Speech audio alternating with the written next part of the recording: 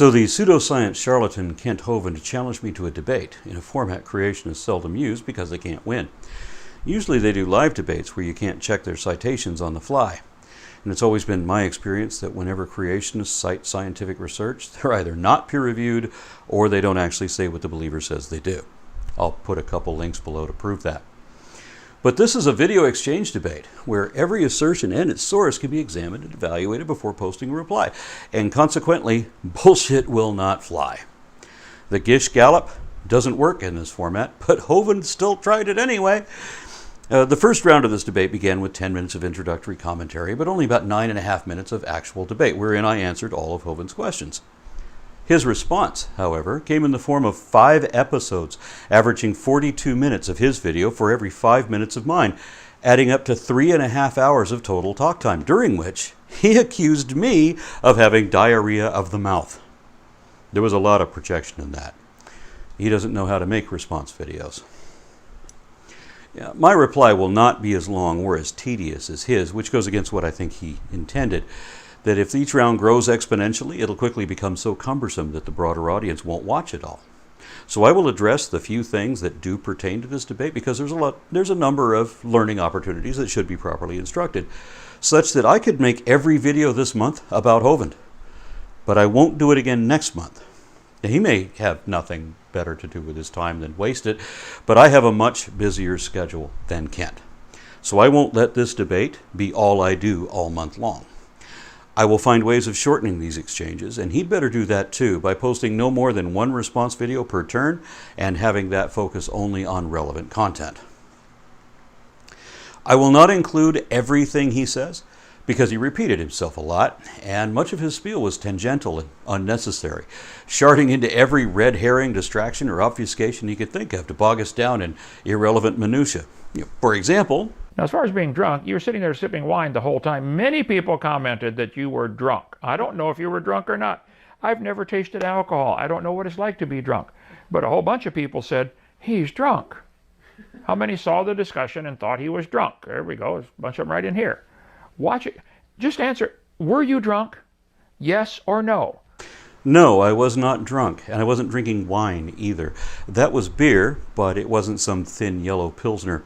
I'm a bit of a beer snob, and I only drink the good stuff, and my beer is an Imperial Stout. There were quite a lot of false accusations and petty insults that don't bother me because I'm not a narcissist, so I'm not as compulsively defensive as Hovind is, but he shows all the symptoms. I've seen comments by other viewers that his snarky remarks and facial expressions show that he is visibly butthurt by our prior exchanges, and that he's obviously quite bitter about it, which is probably why he's reacting so disrespectfully now, by refusing to use my real name, for example. I mean, he obviously has a learning disability because he's still repeating errors I've already corrected before. My name doesn't have 2 A's in it because my name isn't Aaron, it's ARON. But regarding my last name, he's not just being stupid.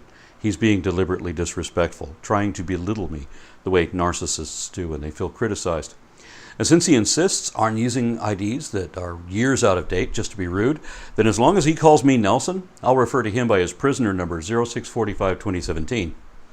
And with that out of the way, let's begin round 2, which will be the longest round of this debate, or it'll be the last. He gives a dictionary, of course, dictionary.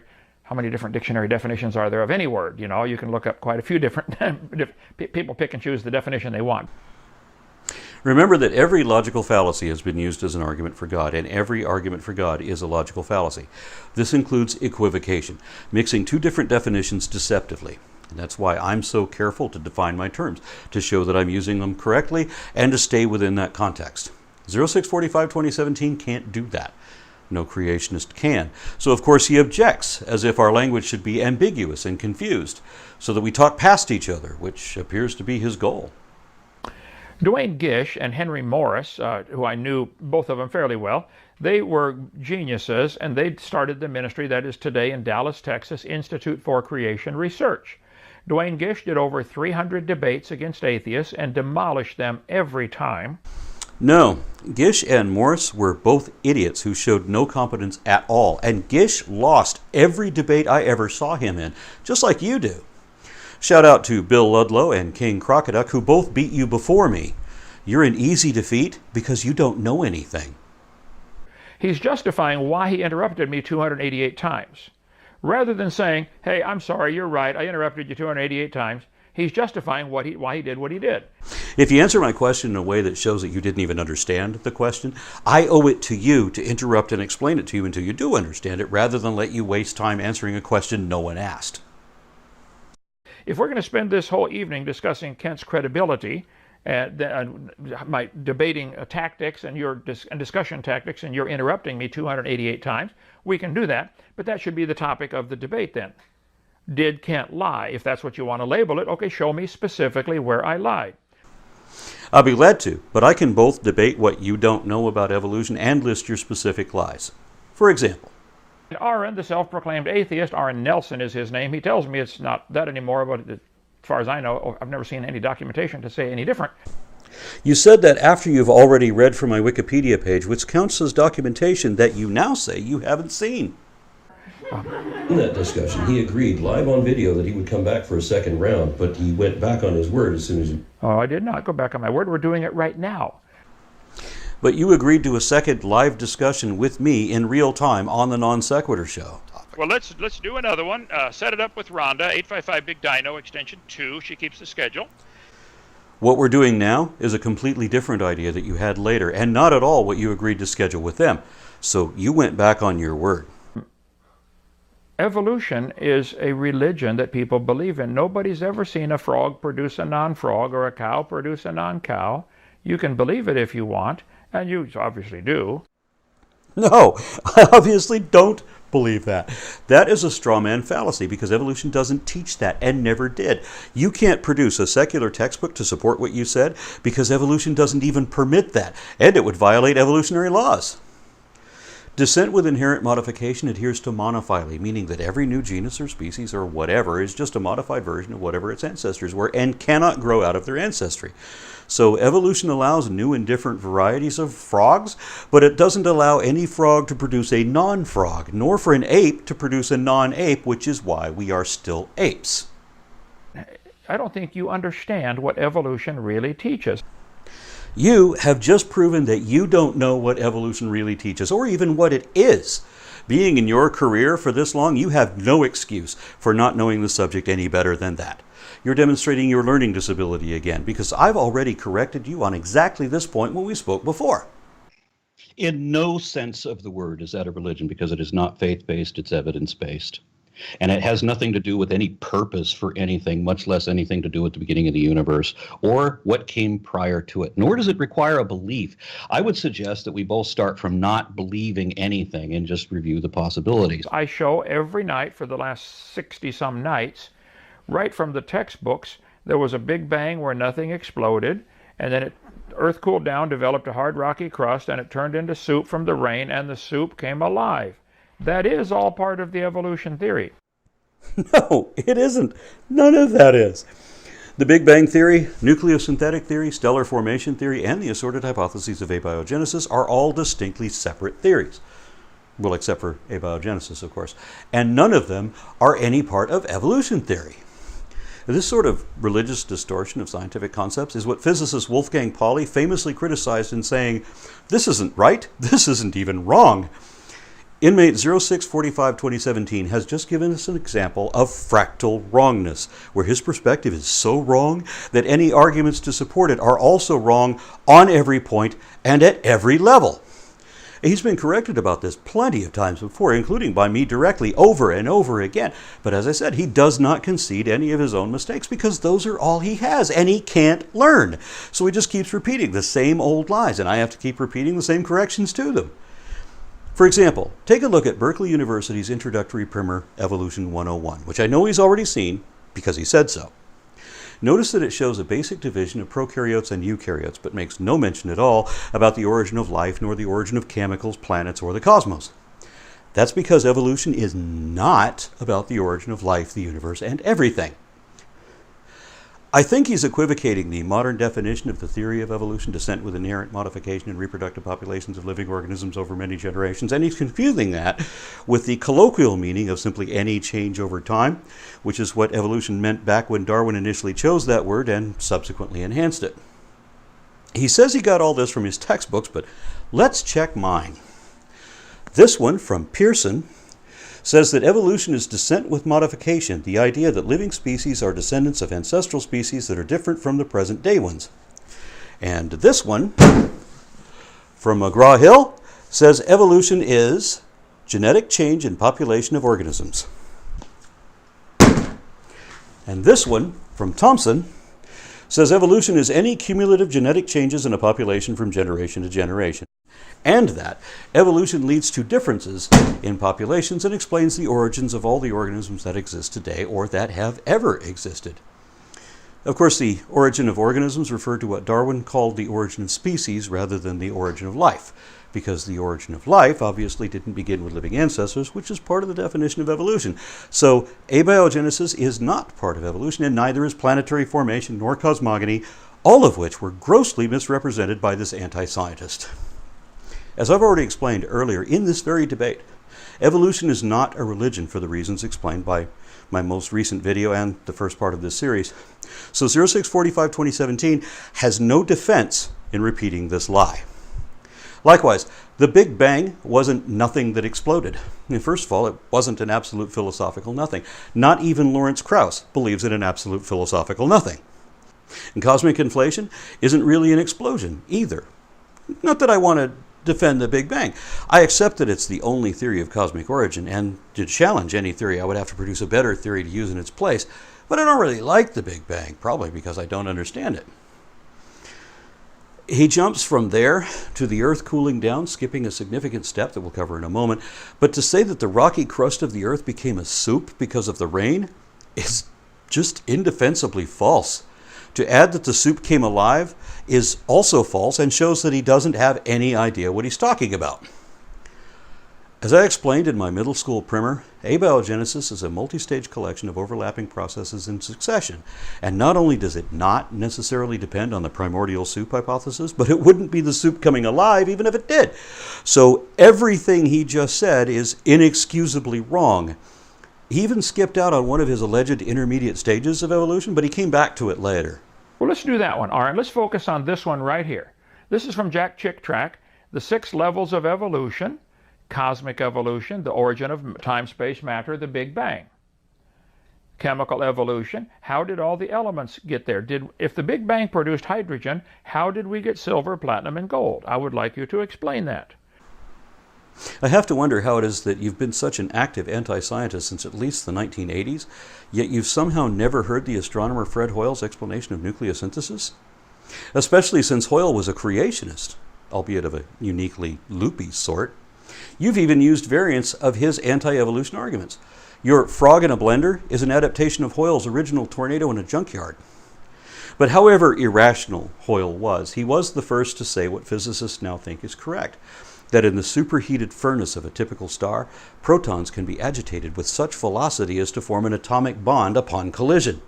Thus, 2 hydrogens collide to produce helium, and a third to get lithium, and a fourth to get beryllium, and so on, adding protons and usually electrons and occasional neutrons until you get all the way up to iron. To make elements heavier than iron requires a higher energy level, meaning even hotter temperatures that usually only occur when a star goes nova. After which, of course, all those elements explode out into debris across the cosmos to later form planets in accretion. How do you not already know this? Isn't this just a high school primer to chemistry? Well, maybe not in your church. Notice that none of this should be confused with evolution. Hoyle hated evolution and Big Bang theory. In fact, he was the one to popularize the name Big Bang in an attempt to ridicule the notion of cosmic inflation. He would be furious if he were alive today to see you lump all these different theories together. If he heard you say that his theory and the Big Bang theory were both part of the theory of evolution, he would lose his mind if he hadn't already. Now, in the last 10 years, when you guys' feet have been held to the fire, you've tried to narrow evolution down to variations within different animals. There's a whole lot more to it than that, and I give 6 definitions, and you're going to show it in a minute, and my 6 divisions of that slippery word evolution are correct. No, they never were.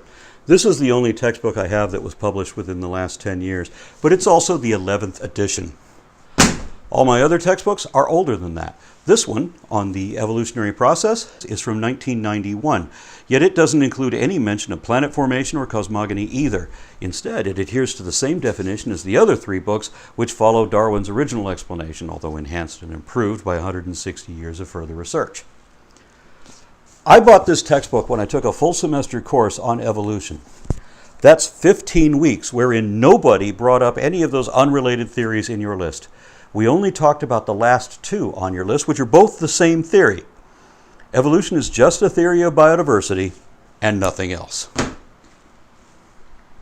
And this book, 1001 Things Everyone Should Know About Science, is not a textbook. It was published in 1992, and it says that evolution is both a fact of biology and a theory proposed by Charles Darwin, explaining how life developed through mechanisms like natural selection. There's a whole chapter dedicated to evolution, and it doesn't even mention the origin of the elements or the planets or the cosmos either. The same goes for Webster's 1913 dictionary, where evolution has a biological category, but there is not another one for the other categories that you're trying to erroneously associate. So your slippery misdefinition is a straw man. That was never correct. The real definition of evolution isn't slippery because it never changed, and it was never what you say it is. And anti-science apologists like yourself have never held any scientists' feet to the fire either, meaning that your reality-denying delusional lunatic fringe movement hasn't applied any noticeable pressure to, nor made any impact on, actual science whatsoever. I think you don't know anything about evolution. I think you believe a lot of things. You have a great faith. It's an admirable faith. But you don't know anything about evolution. He knows I don't have faith. He's using a fallacy of projection known as tu quo qui, also known as the U2 fallacy, because it's an attempt to project one's own faults onto opponents who will not share them. He knows there's nothing admirable about faith either, being an assertion of unreasonable conviction assumed without reason and defended against all reason. He knows that science is not faith because it is based on evidence. The science is the opposite of faith, the antithesis of faith, requiring all postulations to be objectively evident, verifiable, and potentially falsifiable. He knows from our earlier meeting that I reject faith as the most dishonest position it is possible to have. Any belief that requires faith should be rejected for that reason. Importantly, he knows that nothing he just said here is true. He's just trying to antagonize me. That's 6 lies in only 8 words. Throw in some additional misconceptions, and you can see how 0645-2017 really could tell more lies in one sentence than there are words in that sentence, as he did once in the late 1990s. However, he makes a valid point that if I can't prove it, I shouldn't say it. I commented once that he had told 21 lies in a 19-word sentence in some long-forgotten Usenet post that I can't find again after all these years, and now I wish I had the forethought to have saved it. I am not a convicted fraud. Aaron, listen carefully. The videotapes, KentHovenIsInnocent.com, are going to be put up on our YouTube channel, on our website, drdino.com. You can watch for yourself. I was not convicted of fraud. Look up the word convicted, look up the word fraud. I was not convicted of fraud. I was convicted of structuring, which is not fraud. I was convicted of not withholding taxes from employees. Brady went through every single line of that charge and the conviction. I did not break any laws in that one. So I was not convicted of fraud. Why would you make a statement like that? That is not correct. That is called poisoning the well, I believe, is the fallacy there. I was not convicted of fraud. You're either confused or you're deliberately lying, but it's not true. Correct it, please, on the next one when you edit my comments here. After inmate 0645-2017 served his primary sentence, he was hit with additional charges that included mail fraud. The jury was hung on the mail fraud and conspiracy charges, and federal prosecutors moved to dismiss those charges rather than to retry the case. Maybe that's what he's pointing to when he says he wasn't convicted of fraud. However, he was frequently accused of fraud even by his own associates. Fellow creationist apologists accused him of making fraudulent claims with mistakes in facts and logic that do the creationist cause no good. In particular, Answers in Genesis criticized him for persistently using discredited or false arguments as well as fraudulent claims, which is what he's still doing here, as I've already pointed out. There are plenty of sources all over the web that say that he and his wife were charged with and found guilty of tax fraud. We see this in a number of publicly sourced articles, several of them, in fact. We don't just see this in the typical wiki sources either, but also in other forms of journalism, like old news stories, and more straight-laced sites showing how much of what he specifically did is listed as a type of tax fraud. Specifically, inmate number 0645-2017 was convicted on one count of obstructing IRS administration. Obstruction can be a form of tax fraud. One of the means of obstruction Hovind used was paying his employees in cash so as not to have any traceable payments, and that is known as civil tax fraud. He was convicted of 12 counts of failing to collect and pay employment withholding taxes while structuring transactions to avoid financial reporting laws, which legal sites recognize as defrauding the federal government. If done with willful intent, this too is a form of tax fraud. He was also convicted of structuring, just like he said, 45 counts of structuring, which is also typically considered a subset of financial fraud. He was convicted on all counts of a 58-count indictment. He wasn't found innocent on any of them. In his failed attempted appeal, he tried to systematically overturn every conviction by whatever feeble, pedantic, technical excuse he could think of, which included misdefinition of terms, just like he tried to defend himself against Answers in Genesis. That's relevant here because he's already trying to do that same thing in our debate too. With that in mind, and realizing that his fans would never accept what I could sufficiently prove on my own, I contacted an attorney just to make sure I'm interpreting all this correctly. Professor Nate Brody has over 15 years' experience in law enforcement, both as a criminal investigator and prosecutor in New York City. Now he teaches legal analysis and is a practicing defense attorney. Mr. Brody will explain whether any of inmate number 0645-2017's many convictions count as fraud. This is not legal advice. If you need legal advice, please see a licensed professional in your area. Hey, how you doing? My name is Nate, and today we're going to be looking at U.S. v. Hovind. It's a case out of Florida from 2008. Now, this is actually an appellate division case, so we're going to look at what happened on appeal after the defendants in this case were convicted. So the first thing is, I don't want you to be put off by my sunglasses.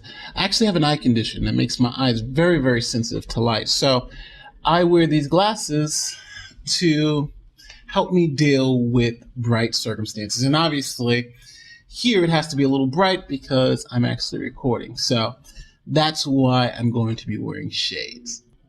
So let's look at the case. Here is the citation for the case, and if you'd like to follow along, you can read it with us. But I'm going to attempt to look at the documents, the court documents, and go over what actually happened in the case. We're going to look at the facts, we're going to look at the pleadings, and we're also going to look at the outcomes to see what actually happened. I'm going to also explain to you some of the concepts that come up in this case and see if I can help the audience have a better understanding of what actually happened in this case with Kent and Joe Hovind. And last but not least, we're going to be specifically looking at what Kent Hovind did, and we're not really going to be looking at Joe Hovind. But what we'll do is I'll be mentioning her name because as part of the story, but we're really going to be focusing on what Kent Hovind did and what he was convicted of. The court reports that defendants Kent and Joe Hovind were convicted, and they were convicted in the United States District Court of the Northern District of Florida, and they were convicted of failing to collect and pay employment withholding taxes, obstructing tax laws, and structuring cash transactions to avoid financial reporting laws. And we'll go into exactly what all that is. And also, I'll be explaining to you some topics that also relate to it. What is cash structure, and what is employment, withholding taxes, and those type of things. So within a legal case, you have to start with the facts because the facts drive exactly what happened and how if there were any violations of the law. So this is how the court describes the facts in this case. The court says the Hovinds owned and operated Creation Science Evangelism Enterprises, which sold videos and literature, provided a lecture service, and hosted live debates. Between 1999 and 2003, the Hovinds withdrew from AM South Bank over $1.5 million in increments less than $10,000 to avoid federal filing requirements. Company documents and records of the transactions established that Joe controlled the finances of Evangelism Enterprises and controlled most of the checks that were cashed. Now, Kent Hovind oversaw the payroll and related federal tax obligations, and Kent failed to withhold or pay quarterly federal withholding taxes or filed related tax documents with the Internal Revenue Service between 2001 and 2003. Now, the Hovinds were charged with a 58-count indictment and were convicted on all 58 counts. Now, this indictment was broken up into 3 parts. The first 12 counts of the indictment were for willfully failing to deduct and pay federal income taxes for employees of the Evangelism Enterprises. The next 45 counts of the indictment were for cash structuring to avoid financial reporting requirements. The last count of the indictment was Kent Hovind was charged with obstructing the administration of the Internal Revenue laws. So, first let's look at the first 12 counts of the indictment, which Mr. Hovind was convicted of. Now, the first 12 counts were for willfully failing to deduct and pay federal income and withholding taxes for employees of Evangelism Enterprises. So, I want to now introduce you to a couple of concepts. First, payroll taxes. Now, we all pay payroll taxes if you work for a company. But what are payroll taxes? Well, let's understand it in this way. Companies that have employees generally must pay payroll taxes. Now, these taxes come directly out of the employee's paycheck.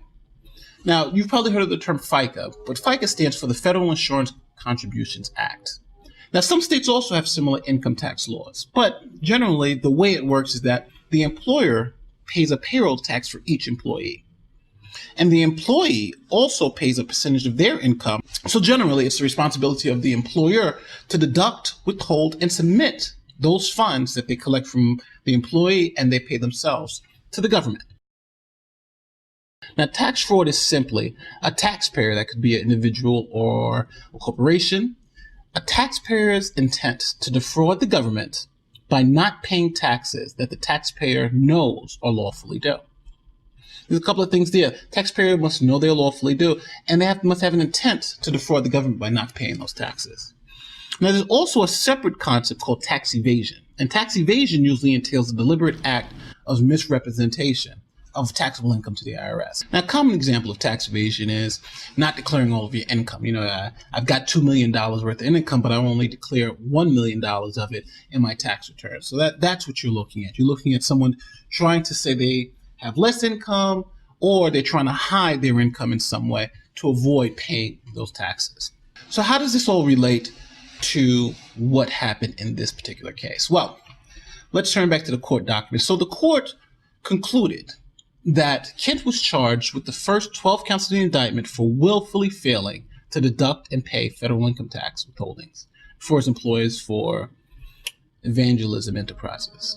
The court says the government proved that Kent knew the tax laws required the collection and payment of the withholding taxes, but refused to comply. The witnesses the government produced were employees of Evangelism Enterprises, Kent Hovind's peers, and legal counsel. Now, these witnesses testified that Kent disputed the authority of the Internal Revenue Service based on the separation of church and state, debated the interpretation and application of the withholding requirements, and intentionally characterized Evangelism Enterprises as a church and its employees as missionaries to avoid tax obligations. Kent even opinioned to an attorney, David Gibbs, that he was smarter than other church officials who had forfeited real property after they refused to collect and pay withholding taxes. The jury found Kent Hovind guilty on all 12 counts, finding that he deliberately violated tax laws. For the first 12 counts of this indictment, which he was duly convicted, the jury found that not only did Kent know, because the witnesses testified,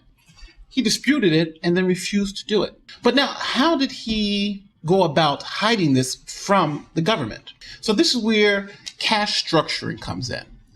Now, the indictment charged Mr. Hovind with 45 counts of cash structuring, specifically structuring cash withdrawals to avoid financial reporting requirements. So what is cash structuring? Because obviously, this is not something that is in the common vernacular. We need to understand why cash transactions are important in this particular context. Now think about this. Most illegal activity occurs within cash transactions. Think about things like bribes, drug deals, prostitution. You're not swiping a credit card to pay for prostitutes or for your drugs. Generally, you're using cash. So cash itself is very hard to control, and it creates what they call an underground economy. In the 1970s and 80s, the government passed laws requiring financial institutions to report cash transactions that were $10,000 or more to the IRS. And the way they would do that is file these reports called CTRs, or cash transaction reports. The government also made it illegal to structure cash withdrawals or deposits under $10,000 in an attempt to avoid having your bank file these cash transaction reports. Now, these cash transaction reports were then turned over to the IRS to let them know that this type of activity was going on. Now, this was an attempt by the government to prevent money laundering and help the government keep track of large cash transactions, creating a paper trail for these transactions. Now, you understand that cash is virtually untraceable when it's within the economy. So this was a way to kind of track these large transactions as they move through the system. So here's an example of a common scheme in which you have cash structuring to avoid paying, let's say, payroll taxes. So let's say we have company X and all of its employees are paid with cash to avoid payroll taxes. To avoid the bank filing a cash transaction report, company X structures its cash withdrawals to under $10,000. See, what happens is if they took out $10,000 or more, then the bank would notify their IRS by filing a cash transaction report. So company X withdraws $9,999, or it could be $9,000. Company X then pays all of its employees in cash. Now,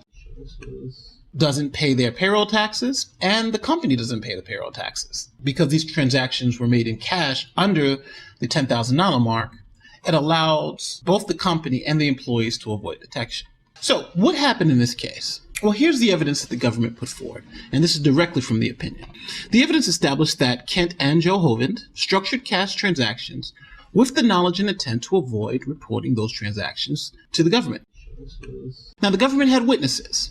A former employee of Evangelism Enterprises, Byron Pomp, testified that Kent knew and complained of the bank reporting requirements, and that Joe, often at Kent's direction, regularly obtained cash to pay employees of the organization. Other employees and associates of Kent testified that the Hovinds openly disputed the validity of tax laws. Various documents established that Joe withdrew cash in increments of $9,500 or $9,600 from AM South Bank, as often as 4 to 5 times a month. Now, there was a total amount of 45 transactions between July 2001 and August 2002. Now, the jury specifically found that Kent and Joe Hovind knew about the reporting requirements and structured their cash transactions in an amount less than $10,000 to specifically prevent AM South Bank from reporting those cash transactions. And the jury convicted them on all 45 counts. The last count of the indictment was for Kent Hovind, and he was charged with obstructing the administration of the Internal Revenue laws. So overall, this case is a pretty simple case. What did the court find? Well, the court found that there was evidence sufficient to establish the defendants,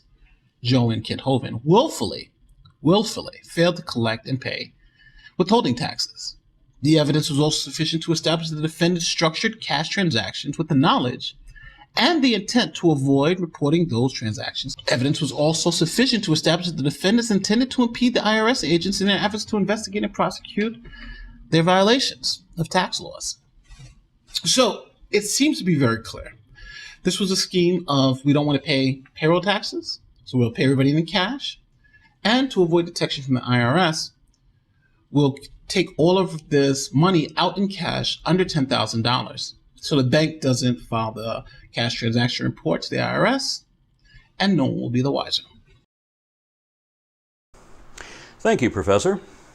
So the reason I referred to inmate number 0645-2017 as a convicted fraud is because he was, in fact, found guilty on every count of a 58-count indictment, where all but one of those verdicts actually does count as tax fraud, and where the last one was a failed attempt to avoid prosecution for defrauding the IRS. Now, look at how many lies we've already counted just in the first 10 minutes of the first of my opponent's 5 40-minute videos full of continuous distortions and distractions. It's only going to get worse. Won't this be fun? I should warn 0645-2017 that he ought to stay on topic, discussing one thing at a time like he said, but I already know he's going to bring up lots more topics to debate all at the same time and then blame me when he does. Mr. Nelson, I think I understand very well that frogs produce frogs and cows produce cows, and there are no exceptions. And I understand and make real clear to people, no fossil counts. No fossil counts for anything in a court of law, in an honest court of law. When you find a fossil in the ground, all you can prove is it died. Which of course means that it also lived. It also means that it ate and that it grew to this level of maturity in an environment that would support that. None of the fossils I have seen, and we got a huge collection of them here, none of them have a date stamped on them. Which is both another indication that it wasn't created, and is also the reason we need a geologic study of the matrix from which it was extracted so we can apply a few of the several different overlapping methods in dating these deposits. For example, where I found these was where a river had cut through all of the Cenozoic strata to reveal a Cretaceous beach, where there were literally thousands of shells like this washed up on what was once the shore. Paleoclimatologists can tell a whole lot more about ancient biosystems than you want to admit. None of them talk. Yet they tell us so much. These tell us there were cephalopods living inside that were once abundant all over the world a long time ago, but that don't exist anywhere at all anymore. You put interpretation on them, but your interpretation is not part of the fact. Nothing I've said so far is interpretation. Everything I've added is part of the fact. The fact is, this comes from a critter that died. That's the fact. Now, if you want to add more to that, you're welcome to, of course, but that's no longer science. Part of the science is that your critter was a mammal, though I can't see the fossil well enough to be sure of what type. I can't tell if those are molars or carnassials, but it looks like an artiodactyl, and a relatively recent one at that. Is it? Because therein lies the importance of phylogeny, something you don't know anything at all about and you refuse to learn. So, there are no fossils that would count in an honest court of law. Every fossil would be thrown out.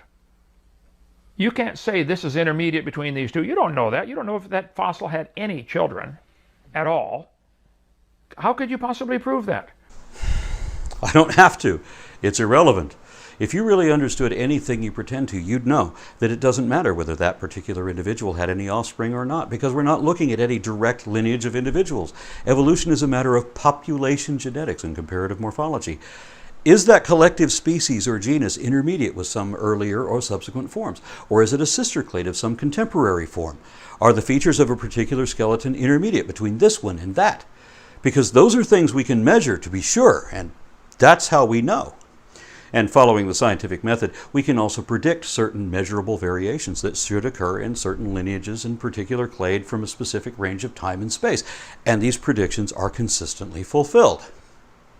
Whereas, you are protecting and fortifying your incurious ignorance, what you ignore so that you don't have to understand or admit. You don't want to know what you don't want to believe. And keep lying to yourself that way if you must. But intellectually honest people watching either side of this debate will see that that is what you're doing and that it's not what I'm doing. I show specifically the 75 lies in the textbooks. Do the textbooks in your city, I don't even know where you live, nor care.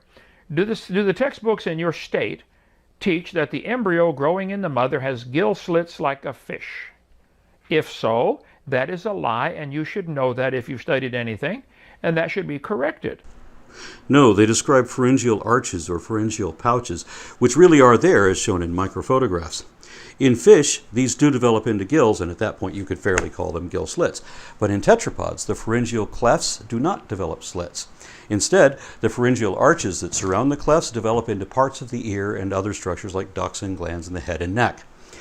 It's described as a homologous feature which leads to the principle of evo-devo, which is how stages of embryological development show key parallels to evolutionary development.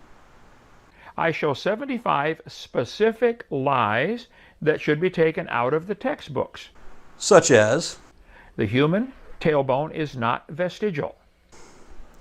Yes, it is. My textbook says every human embryo has a long bony tail, the vestige of which we carry into adulthood as the coccyx at the end of our spine. So that's not a lie. The human tailbone is also an evolutionary vestige, obviously, or that would be obvious if you knew what a vestigial trait is, which you evidently don't. And you guys are really excited about giving examples of what anybody else would call variations within the same kind, and you don't like the word kind. There's no such thing as a kind. You proved this yourself when over the course of a couple hours you couldn't answer the phylogeny challenge. You still don't even understand what that challenge is, even after it was repeatedly explained to you. So no, this is correct.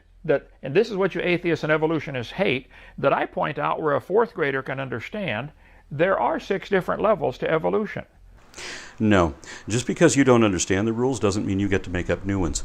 These other theories are not different levels of a larger theory, and the bottom 2 on your list are not different theories, they're part of the same theory, which is different from all the others. Produce any secular academic source where in your index you look up evolution and it shows the 6 categories you describe. You can't, because every such source has always defined it the way I say, and no science text ever defines it the way you say. You have to have organic evolution. Somehow life has to get started from non-living material. Please, how did life start from non-living material? How do you go from non-living to living? I point out, if you put a frog in a blender and turn it on and let it run for 10 seconds or 20 seconds, within 20 seconds, you will have frognog. You will have all the materials, all the elements, all the atoms to make a frog in one place. Now, nuke it, microwave it, lightning bolt it, do anything you want to it, okay? How long will it take to reassemble the frog? I will even give you all the frog elements in one bowl. Can you reassemble the frog? How did life get started? Water, ammonia, methane, and hydrogen generate amino acids when heated and charged with electricity. The same thing happens when you change the mix to include carbon dioxide, nitrogen, hydrogen sulfide, and sulfur dioxide. Peptides can form spontaneously, drying into polypeptides, because some of these chemicals become increasingly complex after cycles of repeated inundation, dehydration, and irradiation. Then, once a plausible phosphate is introduced, you have ribonucleotides. If ribonucleotides come into contact with montmorillonite, they spontaneously produce strands of RNA. Activated RNA can not only replicate itself, even without the usual enzyme, it also builds DNA. Then, of course, phospholipids automatically form a bilayered cell wall upon contact with water due to polarity, allowing a haven for all these processes with transport vesicles and such to keep fueling and exchanging the system. But the difference between scientific theories like the Big Bang, cell theory, gravity and relativity, and atomic theory, oxygen theory, evolution, and the germ theory of disease is that assorted hypotheses of abiogenesis do not qualify as a theory because it hasn't been effectively proven yet, like all these others have. Don't you remember how I explained it to you the last time? Organic evolution has to be separated out and studied independently, because you guys don't have an answer for any of these first 5. Yeah, we definitely do. But they're all from different disciplines because they're different theories from different sciences. Talk to a cosmologist about the Big Bang. Talk to a physicist about nucleosynthesis. I've already told you, I don't know either of those that well, but I can prove evolution even to your satisfaction, if you were honest enough to admit what it really is. The discussion, whatever you want to call it, the discussion agreement was equal time. And that's only fair.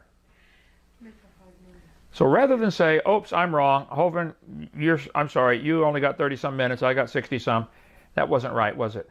Here we go. I'm going to take 6 years on this one, ARON, and I'm going to explain word by word where you are wrong, and we'll go back and forth on this until you get tired. I enjoy this. Not as much as I do. There was no agreement for equal time, as the hosts of that show have already confirmed in a public statement. So, with no documentation to back you up, it's your word against mine, and theirs. And you're a convicted fraud who's already told more than a dozen other lies just in this one video so far, so your word is worthless.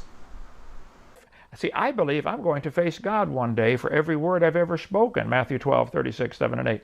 I think you are too, whether you believe in it or not. We shall see. No, we won't. We won't see or know anything when we're dead. That's what being dead means. Show me a book that makes prophet. It comes 100% correct. It was prophesied hundreds of years before it happened that a Messiah would be born of a virgin in Bethlehem. No, it didn't. It prophesied that within a couple of years, an unremarkable child born in Judah of an unmarried maiden would choose honey over curds, by which time the king would know that his Syrian and Israeli enemies would be no threat. But that prophecy failed every way that it can fail, partly because the kingdom was invaded and everyone was killed. So Isaiah got all that wrong and everybody died because of it. You should see the video that I did on unfulfilled prophecies in the Bible, since you imagine some credence there that your fables haven't really earned. You believe you came from a rock 4.6 billion years ago. No, I don't. We've been all over this. If frozen water doesn't count as a rock, which it doesn't, then the chemicals of which life is made don't count as rock either, especially when we're made of liquid and rock is solid by definition. Improbable claims. Does evolution claim that pine trees are related to whales? Being related in the sense that they're in the same taxonomic category of eukarya? Then yes, we can prove that that really is true. Does it claim that pine trees and whales came from an amoeba, which came from soup, which came from a rock? No, all of that is another example of your childish misunderstanding that you're so proud of. Hovind and his followers believe something that is improbable? Yes. You believe everything in the universe was conjured by an incantation spoken by the equivalent of a genie, and that the first man was constructed with a golem spell, because you believe in a collection of fairy tales with talking animals and magical enchantments that is not supported by any evidence at all. Can you show me something that has been proven wrong from the Bible? Oh yes, absolutely. Everything the Bible says about the nature of the earth in relation to the rest of the cosmos is laughably wrong, being written from the perspectives of ignorant, superstitious primitives who thought the world was flat. But to answer your question specifically, I published an 8-part series showing how different fields of science have proven that the global flood of Noah's Ark never really happened, nor could have. Links below. Has the archaeologist proven anything wrong? Yes, even rabbinical scholars now admit that the truth is that virtually every modern archaeologist who has investigated the story of the Exodus, with very few exceptions, agrees that the way that the Bible describes the Exodus is not the way it happened, if it happened at all. They've discovered, like the Hittite civilization. The Bible talked about the Hittites. Nobody heard of the Hittites for hundreds of years, and all of a sudden, bing, they find evidence of the Hittites. Whoa. They also discovered the city of Troy and Rama's bridge. But neither of these things proves Hellenism nor Hinduism. All of the claims that I'm aware of in the Bible that can be verified have been verified. No, there is no truth to the Bible at all. There are mentions of famous people and places, just like any work of fiction might have, but nothing to show that any of the stories are true, nor could they be. I think there's overwhelming evidence that the Bible is true. No, there's absolutely no evidence at all that anything in the Bible is even possible. And much of that was adopted and adapted from elder polytheism, and we still have the original copies of those older stories. So there's literally no reason to believe any of it. There is a dog kind. Does anybody know any examples where any dog has produced anything non-dog? Now, I've had atheists tell me, well, of course, going forward, they're always going to produce dogs. Well, let's wind the clock backwards. Do you believe somewhere, somehow, long ago, far away, I'll give you trillions of years, did a dog come from something that would be non-dog? Answer that one in your response. Yes, though it does depend on what you mean by dogs. Domestic dogs, Canis lupus familiaris, were derived from Asiatic wolves roughly 10,000 years or so ago, if I remember correctly. But not all dogs came from wolves. Wolves are canids themselves, and there are several species of wild dogs that cannot interbreed with domestic dogs, and these refute your notion of dog kinds. Wild dogs are closely related to bears, and this isn't just an estimate based on morphology. This was confirmed genetically. And while there are bear dogs and dog bears in the fossil record, fossils like Hesperocyon represent an undifferentiated ancestor of both bears and dogs. There are also giant bone-crushing borophagines that are often referred to as dogs, but in fact they were more distantly related to modern dogs than foxes are, and nobody thinks of foxes as being dogs. And there are procyonids that are even older than that, but I don't think you're ready for that yet. If you think you are, you can check out my videos on caniform cladogram construction and the foundations of feliform families. I'll put the links below. The point is that the first dogs came from a canid, and they're still canids now. The first canids came from Canoidea, which they still are now, and those all began with Carnivora, which they still are now, because the law of biodiversity and the law of monophily allow that new daughter varieties can emerge, but they will still belong to every clade their ancestors did. You can't grow out of your ancestry, which is why asking for a dog producing a non-dog is complete nonsense And it shows that you don't know what evolution is or what it teaches. Could Lucy, if it is intermediate between humans and chimps, I don't think it is, but if it is, maybe that's a line that's gone extinct. Maybe God created a creature like that that is now gone extinct. You can't prove either way. So it's not science, is my point. It's a religious belief. No, it isn't, and not just because it has nothing to do with faith or the supernatural, but because humans and apes are already so close to each other that Carolus Linnaeus, who was a creationist living a century before Darwin, said that chimpanzees and orangutans were human, and that humans were apes. So Lucy, chimpanzees, and humans are all in the same category to begin with. We are literally in the same family, so I guess you could say we're the same kind. Linnaeus challenged the scientific community to explain that fact, because Linnaeus believed that species were immutable, special creations by God that could not evolve. Darwin answered that challenge by showing how new species could evolve from within ancestral clades, like the several new species of Galapagos finches, for example. Their evolution allowed for new kinds of finches, but never allowed a finch to produce a non-finch. Darwin already knew about Homo erectus, which you would probably call an ape man, depending on which one you're looking at. There was a lot of biodiversity in that species, and you've referred to some of them as if they were regular people, despite the heavy brow and the tiny brain. That says something, I think. Darwin predicted that if his theory was true, then we should find a species of ape that is morphologically halfway between Homo erectus and the apes that we knew of at that time. Australopithecus afarensis proved to be a fully bipedal ape whose hands, feet, teeth, pelvis, skull, and other physical details precisely fulfilled Darwin's prediction of a missing link. Hundreds more individuals have since been discovered from her species, as well as thousands more individuals representing dozens more intermediate species found since then, all of which add further confirmation and completely blur the line between us such that it is still impossible to distinguish man from ape. Evolutionism goes along with communism, socialism, Marxism, Nazism. It's a very legitimate word, okay? Except that you can't find it in the dictionary because it's not a legitimate word. At best, it's a pejorative distortion of a legitimate word. I said, Aaron, give me your 3 best evidences for evolution. And finally, at the end, you said biodiversity is proof for evolution. You said taxonomy is proof for evolution. And you said the theory itself, the body of knowledge, the fact that there's so much information about it, that's proof for evolution. We'll get there in a couple of weeks, okay? Now this covers one of the 5 episodes uploaded in response to the 20-minute video that I posted at the start of this debate. I downloaded that first video, but didn't get around to downloading the other ones yet. I was going to do them all in turn. And now I see that Hovind has made them all private. I don't know why. I don't know if he answered my questions therein, but based on his performance so far, I'd have to guess not. I haven't even seen those other videos yet, but others who have say that I didn't miss much, that all he did was pointlessly insult me, which is what he did throughout most of this video, too.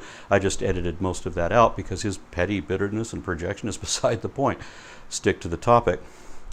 So I guess I don't have to respond to all that other nonsense after all. And there probably won't be any more debate after this post, unless Hovind wants to make those other videos available again, and I'll be here if he's up to it. Oh, one last thing. Maybe there should be some kind of a poll to show whether I made my point or whether somehow somebody bought into his point about what evolution is and whether it includes those 6 categories. I'd like to have some kind of goal to be achieved in this thing. So, I'm out.